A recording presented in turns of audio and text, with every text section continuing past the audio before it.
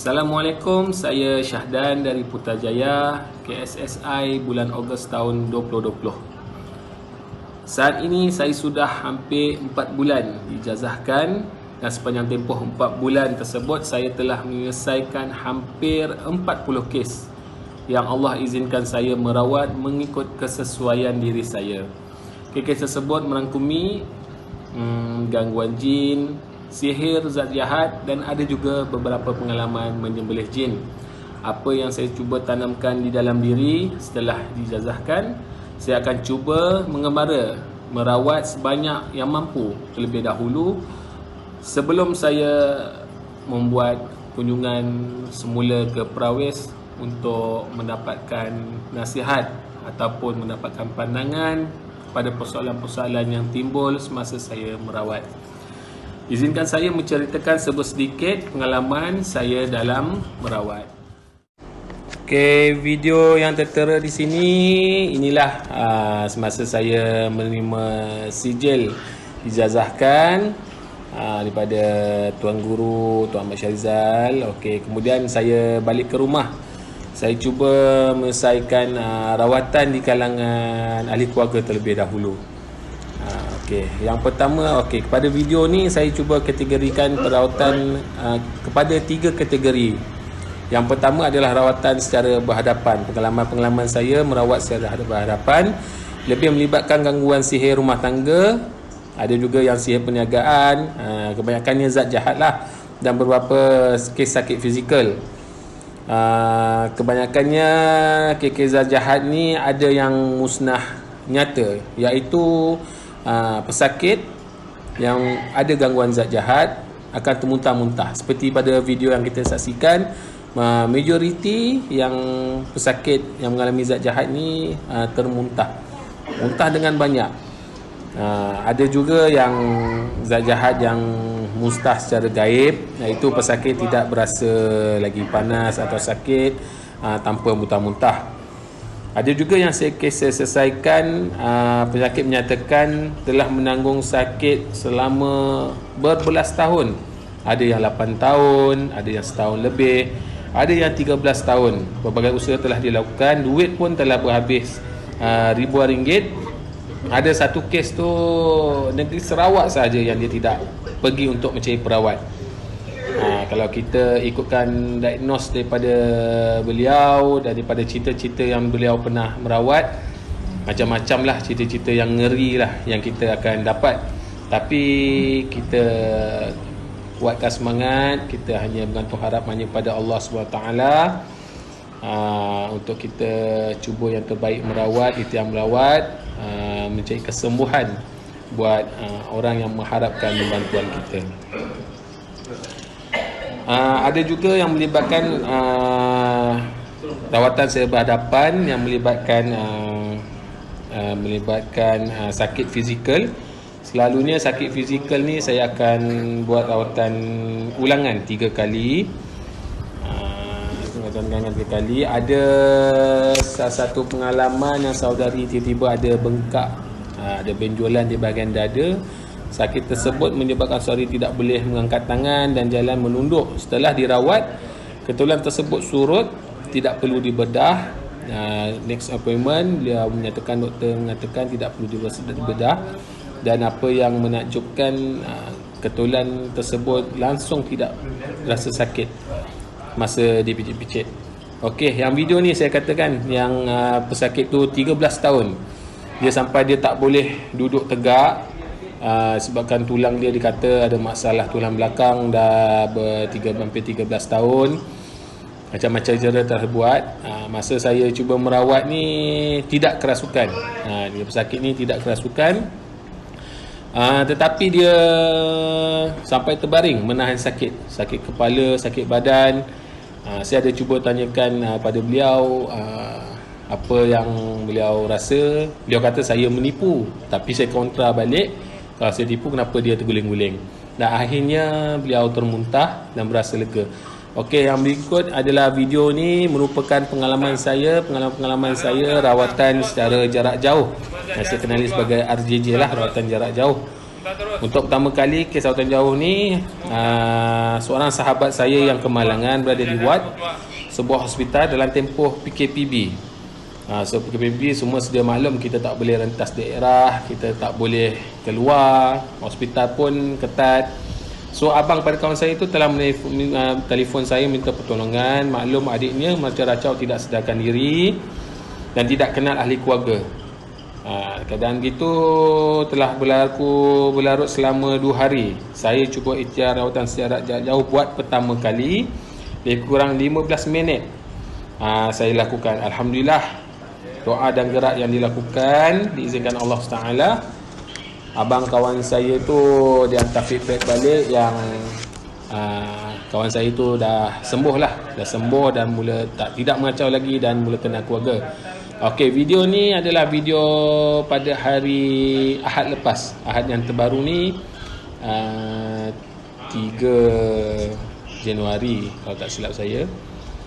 Ini rawatan jarak jauh, pesakit daripada Terengganu, kenalan daripada seorang rakan, minta tolonglah. Beliau kata berasa gatal-gatal badan sehingga bintat-bintat dan ada juga berasa seperti benda bergerak. Saya rawatan jauh ni alhamdulillah, saya ada pengalaman yang paling jauh sekali di negara Thailand lah.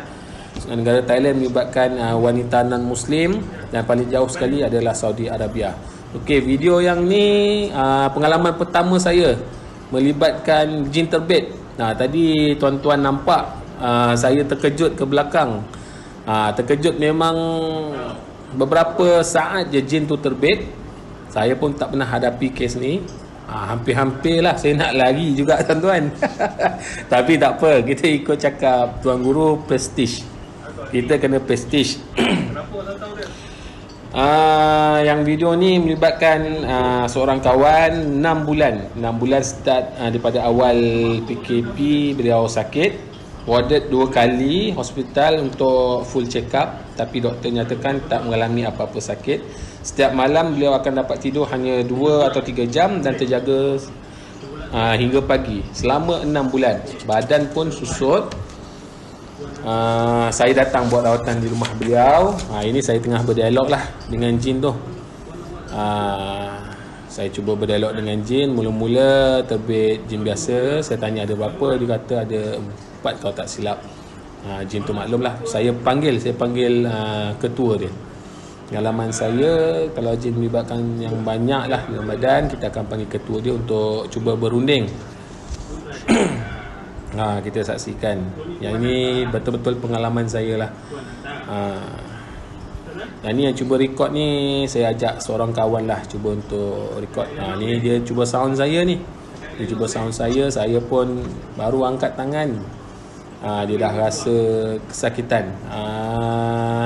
Alhamdulillah, pengalaman pertama jin terbit. Dan alhamdulillah juga bukanlah jin yang kata apa, yang handal, yang kuat. Ini saya getak je, dia cuba nak ni saya getak dia buat perangai lah. Ini ikut agaknya sifat-sifat jin tu kot. Alhamdulillah, saya hanya getak, dia terus nak keluar. Buat perjanjian, dia suruh dia bersumpah, wallahi wabillahi watallahi, sebab dia jin Islam. Keluar, saya terus bawa dia keluar, suruh dia keluar, supaya dia bersumpah tak masuk lagi lah ke dalam mana-mana tubuh badan manusia. Kita saksikan terlebih dahulu. Ini yang ketua dia masuk ni. Saya panggil ketua dia. Garang, memang garang muka dia.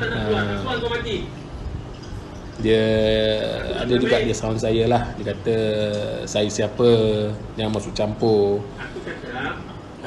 Dia sound dia garang tu. Masa ni pun suara saya pun kuat. Tu menampakkan kesakitan yang jin tu alami. Kaki pun goyang begitu. Aku bagi kau masa 1 minit je. Aku tak cakap banyak. Okey, kita cuba saksikan apa yang saya nak tunjukkan. Cara jin keluar tu dan cara gerak saya tu sinkronis. Ini kita cuba suruh jin tu keluar. So dia bersumpah, dia kata keluar ikut mulut lah. Dia kata dia keluar ikut mulut. Jangan kacau lagi janji ni. Jangan rasuk lagi siapa-siapa. Kita saksikan ya tuan-tuan, lebih dahulu beberapa pengalaman merawat yang saya cuba record dan kisahkan. Boleh? Kau jumpa kawan-kawan baru semua? Boleh semua aku nak Itu dia dah berjanji lah tu, dia nak keluar. Dia kata nak pergi Mekah, dia kata boleh pergi Mekah. Saya kata bawa semua, dia kata bawa semua. Cakap semua keluar semua itu bulan Kau dah bersumpah. Kalau lepas ni aku datang lagi kau ada hukuman dia. Ya, Alhamdulillah lah. Dan ada juga pengalaman saya yang melibatkan terbit jin ni, lebih kurang 4-5 kes lah. Dan ada juga yang melibatkan antara jin-jin yang saya rasa yang memang degil. Yang saya memang degil. Ada juga jin yang saya cuba bunuh, tak mati, Allah tak izinkan dia mati, ataupun dia memang pasca laknat punya jin lah. Ni yang dia keluar ni. Ini yang dia keluar ni, sampai terangkat badan ni ke atas ni. Okey, saya kembali balik pada cerita saya yang sebelum ni. Okey, data kisah-kisah saya menghadapi terbit jin ni. Ada yang jin tidak mati, saya cuba sembelih dan mengenalkan diri je jin ifrit. Allahualam. Dan ada juga yang terbit yang mengenalkan diri sebagai tok batin pun ada. Memang gaya dia, cara cakap dia macam tok batin, cakap isap rokok lagi. Cara dia seperti isap rokok masa tengah berdialog dengan saya. Itu pengalaman yang baru juga buat saya. Dan yang kali terakhir, orang yang sama diganggu semula seminggu selepas rawatan. Dan yang terbit tu dia kenalkan diri dia si pelaku. Si pelaku, orang yang cuba menyihir dia. Allahualam lah. Tapi Alhamdulillah, hari Sabtu yang lalu 2 Januari saya berkunjung ke Perawis. Saya menziarahi Tuan Guru. Alhamdulillah Tuan Guru bagi saya peluang untuk menziarahi beliau. Kita faham Tuan Guru kita pun sibuk. Dapatlah saya berbual ilmiah secara santai mengenai pengembaraan merawat saya ini setelah 4 bulan dijazahkan. Alhamdulillah, semua persoalan-persoalan yang bermain di fikiran saya semasa merawat terjawab dengan terang sejelas-jelasnya oleh Tuan Guru. Alhamdulillah. Saya juga bersyukurlah kepada hadrat Allah SWT dan terima kasih kepada Tuan Guru, Tuan Ahmad Syarizal atas segala curahan ilmu yang beliau berikan kepada saya. Dan tidak lupa juga kepada Tuan Haji Jumadin lah sebanyak telah berkongsi pengalaman merawat. Saya ni suka dengar kisah-kisah merawat. Untuk saya jadikan saya punya tips, saya punya pedoman, panduan untuk merawat. Ini juga melibatkan jin terbit, tapi jin yang lemah lah. Banyak tuan-tuan yang saya dah rekodkan, semuanya saya upload di Facebook. Identiti pesakit kita hormatilah, kita rahsiakan.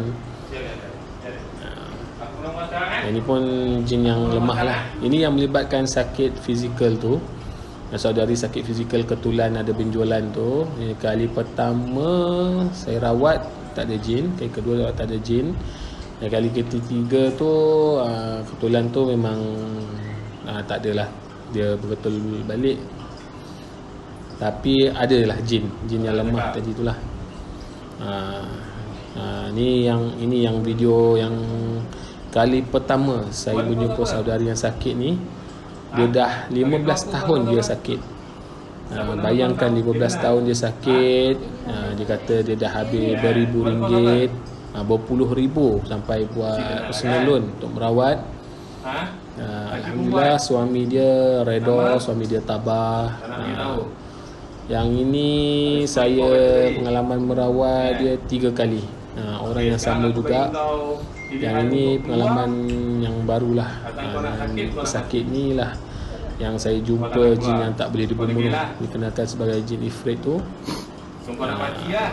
Dan second rawatan, seminggu lepas saya merawat yang ada jin ifrit tu, seminggu lepas tu suami dia telefon, dia kat rumah dah tak ada respon, dia menangis, berselubung dengan selimut, menangis, tak ada respon. Saya pun datang, tu mula saya sampai ada jin juga. Ada jin juga. Dan kemudian selepas ada jin tu selang 5 minit terbit. Itulah yang saya kata tok batin ni. Dia bercakap dengan saya pun bersoal jawab dengan dia. Ni yang saya kata saya cuba bunuh jin tu. Yang ni masa saya tanya ni dia kata dia ada 10 ekor dalam ni. Bila saya panggil ketua dia, dia perlekeh-lekehkan kita lah, betul lah, macam-macam yang kata-kata kesat dia pelekehkan kita. Dia angkuh lah, dia kata selama 15 tahun tak ada orang yang mampu kalahkan dia. Dia cuba downkan mental kita. Tapi kita ingat apa yang kita belajar KSSI tempoh hari. Yang jin ni orang kata apa, dia pun spiritual, dia punya fizikal, emosi sama seperti manusia. Yang ni melibatkan jin ifrit ni memang susah nak keluar. Memang dia takkan keluar. Saya cuba bunuh tu jin-jin lain lah yang terbunuh, yang dia tak mati. Tapi saya doa pada Allah. Saya doa pada Allah, ya Allah, ya Tuhanku, tunjukkanlah aku kelemahan jin ni di tubuh hamba-Mu ini. Gerak saya datang, gerak saya terus pergi ke kaki kanan beliau. Dibetis kaki kanan, gerak saya pergi ke situ. Dekat situ rupanya ada kesan lebam lah yang saya dah sedia maklum, cuma saya tak teringat masa tu. Dah kesan lebam, sedia maklum kesan lebam. Saya cuma sentuh saja pakai satu jari, jin tu meronta, menjerit. Dia kata, makanan aku. Rupanya bos saya faham itulah rumah dia.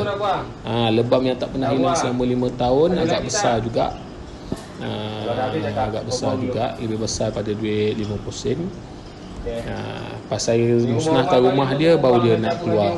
Ini saksikan yang sebelum dia keluar, saya tanya apa yang dia dah buat dalam badan. Dia kata ada tanam benda lah, dia ikat lah, dia kunci lah. Saya mohon pada Allah, kita bukakan dulu kunci tu, sebab dia kata dia tak boleh buka. Kita mohon pada Allah, bukakan kunci tu dulu. Dan saya arahkan jin tu, ambil semua apa yang dia dah tanam, dia dah letak dalam tubuh badan saudari ni, dan minta dia buang. Ini pengalaman saya, antara pengalaman yang lain lah. Saya terlintas untuk buat cara macam ni. Selalu melibatkan zat jahat, selalu kita yang akan musnahkan. Ini saya suruh jin tu yang buang. Tapi saya tetap juga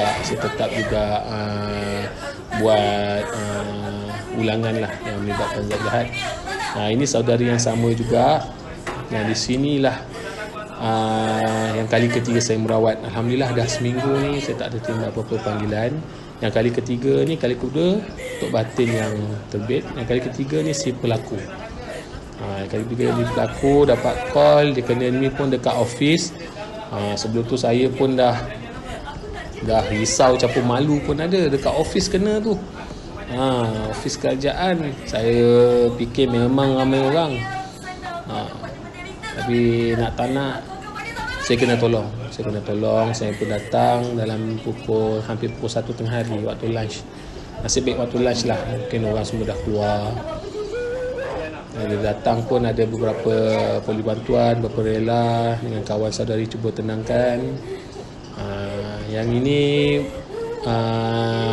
muncul si pelaku. Dia kata dia merasuk ni, salah satu sebab dia cuba nak jumpa dengan saya. Dia kata jumpa dengan saya, dia nak buat perjanjian. Dia kata perjanjian dia cuba suruh saya cakap dengan suami dia, ceraikanlah saudari ni. Dia kata saya tak setuju. Saya kata. Dia pun berdegil, tapi saya mohon pada Allah lah. Masa ni kita pun dah ada pengalaman dengan kita berhadapan dengan Tok Batin tu. Kita pun dah ada pengalaman. Masa ni alhamdulillah lah, kejap. Tak terlalu lama saya merawat. Sebelum yang terbit si pelaku ni, saya cuba sakiti dia. Saya bukan niat nak bunuh. Saya cuba sakiti dia. Dia pun terbaring. Kemudian saya sambungkan dengan sakiti dengan jurus gerak. Dia menggeletar seluruh badan sebelum dia keluar lah. Ini yang dia terbaring ni. Sudah sakiti dia.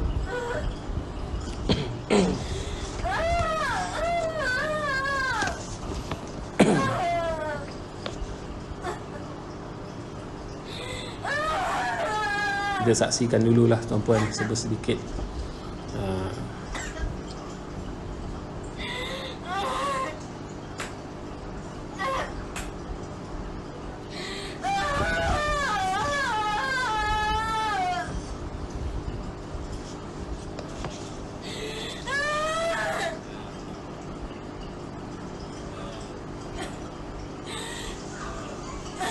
Nah, ini saya niat memang terus seksa lah. Memang saya terus seksa. Sebab bila bercakap dengan dia, dia asyik ulang benda yang sama.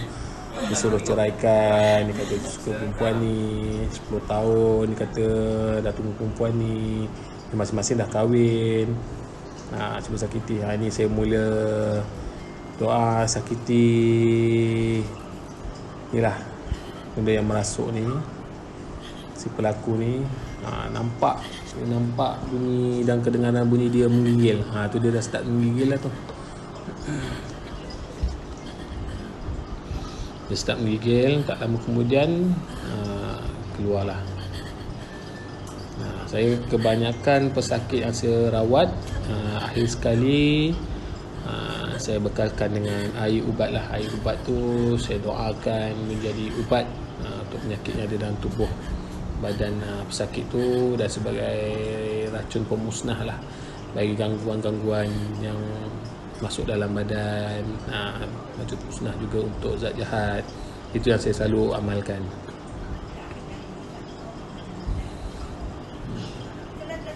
Biasa yang berikutnya, selepas ini, yang berikutnya adalah feedback rawatan. Saya bila saya dah merawat tu, saya takkan habis kat situ. Keesokan harinya saya akan cari masa, saya akan WhatsApp semula sakit-sakit yang saya dah rawat. Dan berikut adalah antara feedback yang saya terima lah. Macam-macam. Tapi majoriti ucap terima kasih. Ada kesembuhan, nampak kesembuhan, berasuh sembuh. Dia kata bangun subuh badan dah sedap. Dia ucap terima kasih.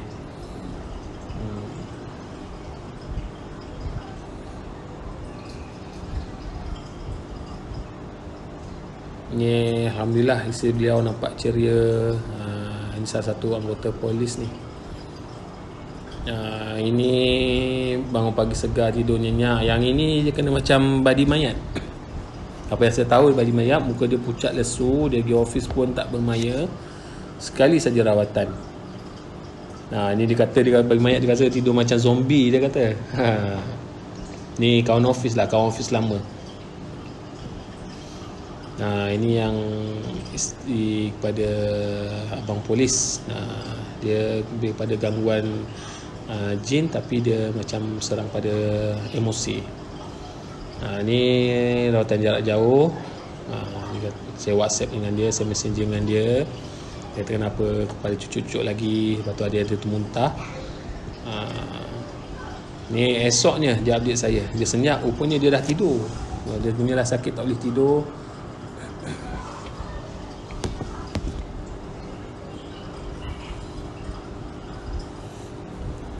Ni antara feedback lah. Banyak feedback dia, tuan-tuan dan puan. Semua saya masukkan dalam story Instagram. Ini yang rawatan jarak jauh, yang di Thailand, non Muslim.